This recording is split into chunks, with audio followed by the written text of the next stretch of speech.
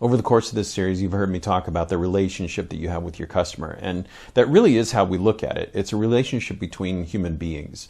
And anytime you want to have a successful relationship between human beings, you first have to really understand who you are and what you're bringing to the table, but then you also need to understand who you're trying to connect with and what their values are and what their priorities are and what their fears and hopes are and what's important to them. So we really recommend that you drill down and try to understand your client just as specifically as you possibly can.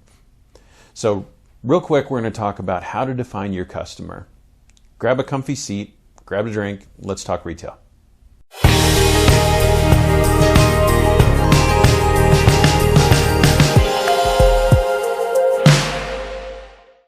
Okay, so when we talk about understanding your customer, what do we mean? Well, you want to look at a couple of different things. One, you want to look at demographics. Demographics are statistical things like age, sex, income level, where they live, how educated they are, things like that.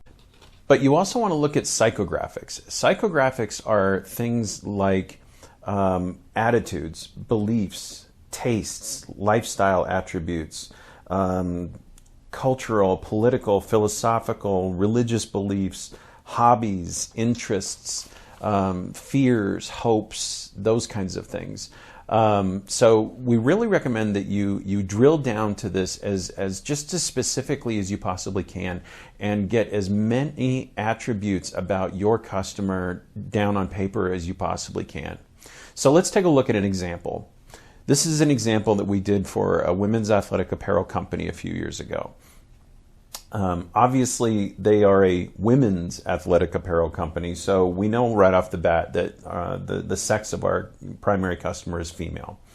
Now, the thing to remember as we go through this list is just because we're saying that our primary customer is female doesn't mean that we have zero male customers. There are still going to be male customers that come in here. We've got dads, uncles, boyfriends who come in and buy things for their girlfriends or their wives or their children. And so that's still relevant, but we know that our primary customer, the person that we are most trying to connect with, is female in this particular case. You'll note that we have her age, we have her education level, we have her income level, or at least the income level of the household that she comes from.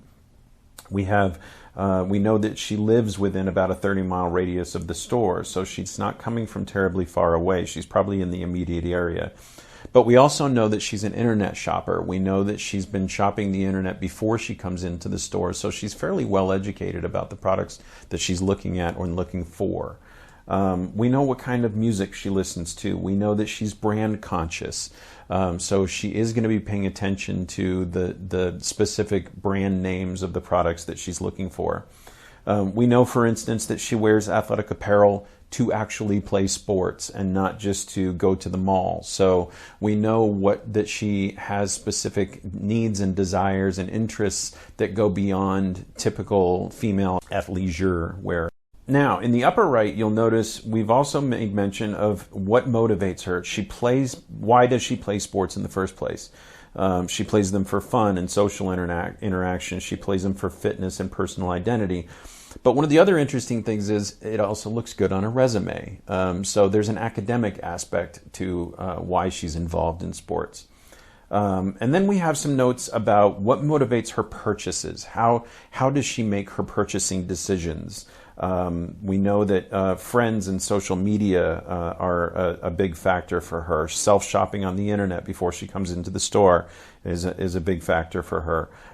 We know that mass marketing is a part. We know that how much her parents are willing to spend is a big factor for her. And we also know that she gets some influence from coaches and store staff.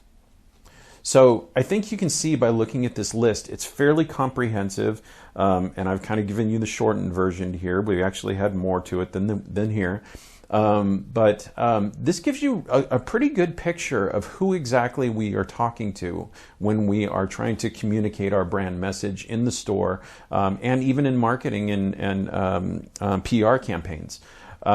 So Like I said, I think that it's really important to have as clear an idea as you possibly can as to who you're talking to, and then know that there are going to be other people who also fit that bill. There are going to be customers who come in who might fit 8 out of 10 of the things that you're listing, or 7 out of 10 of the things that you're listing, but they still fit the majority of what you're going for.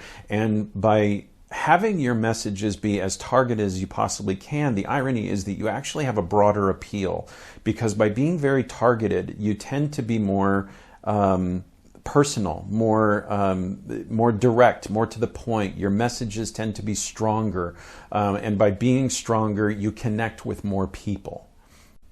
So I really encourage you to go through this exercise yourself and try to get as specific as you possibly can in describing exactly who it is that you're trying to connect with.